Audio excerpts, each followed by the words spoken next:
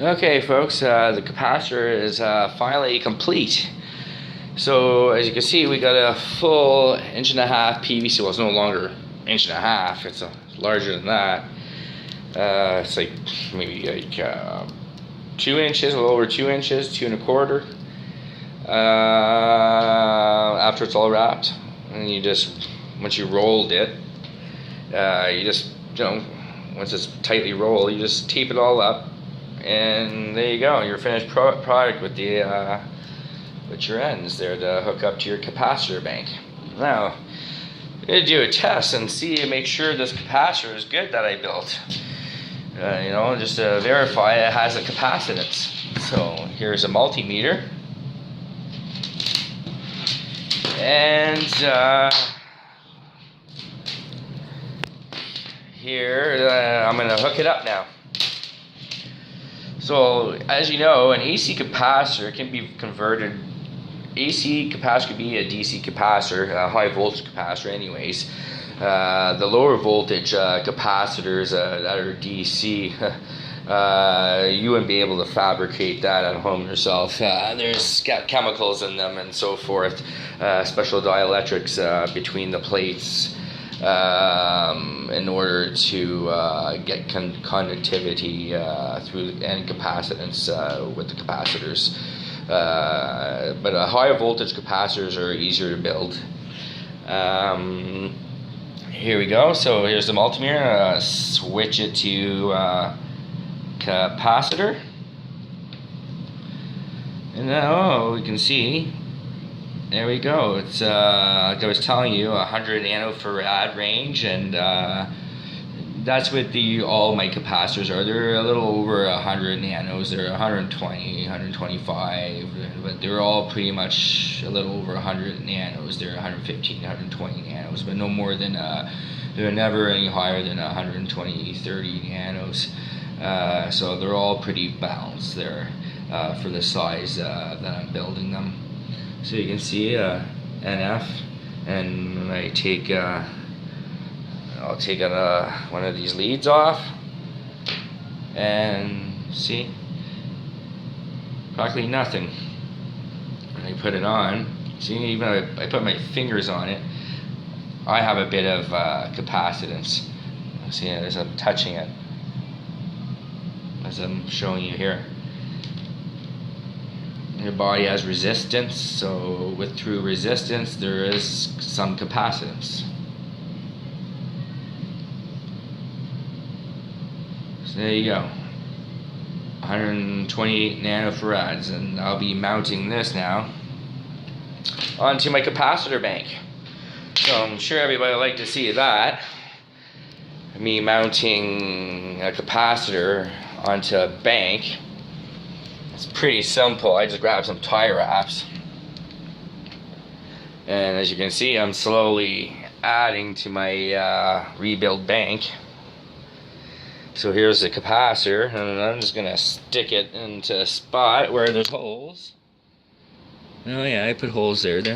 So we'll stick it right here, right beside this one, this lonely wolf, and slowly bring them down. And slowly fill up this whole bank inside and out. So yeah, I grabbed some tie wraps, and we'll mount this capacitor, and I'll show you the capacitance after on the whole bank, just to show you this bank system, the capacitance on my bank system.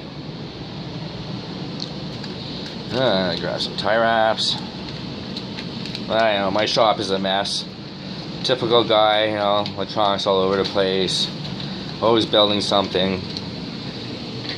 Always building little circuits there, amplifier circuits, receivers, transmitters.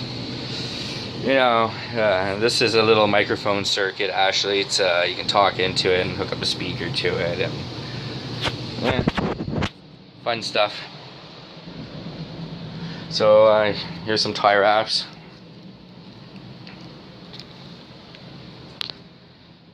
And I guess you can watch me. I don't know if you can see me from here. But yeah, I'm gonna slowly place this capacitor.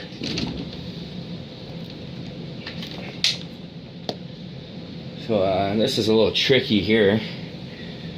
That's just the way I built my capacitor bank. As you can see, it's all 1.5 inch ABS, and glued all together with post, bottom and top, 1/2 inch copper, and sanded down so you have good contacts. When you do your connections between your posts, you don't want any resistance, and you want good connections. Man, this is always fun. Like fishing through holes. There we go. It's not too bad. It's one, and now we stick the other one. So we'll fix this right here, bend it up a bit, and fish her through. Sometimes I have to bend it a couple times there, just tie wraps, you can pretty much put them anywhere. You gotta love them. Get them at any hardware store. They're amazing what you can do with tie wraps. And there we go, folks. Another capacitor on the capacitor bank. Now, it's very cheap to build these capacitors. Foil for, I guess, 250 feet or something like that. It's like $10. I say this capacitor bank to build it all up yourself with the capacitors. I say it's like for about $10 a capacitor, not even, maybe $70 a capacitor to build. So by the time you're done to build a whole bank, maybe at 1 farad of 5,000 volts, or with this whole nice little system that you can build up, is a little over $100. At least you don't have to pay shipping and all these little capacitors, and if you're worried about blowing them and all of that, well, at least you know how to make them. And it's not a big deal if you do short out for some reason because you didn't roll them right or something like that, or it's just you don't have a thick enough insulator, so you don't feel so bad. And there we go. The idea, just cut the ends there of the tie wraps, make it look pretty and clean. And there's the ends right here.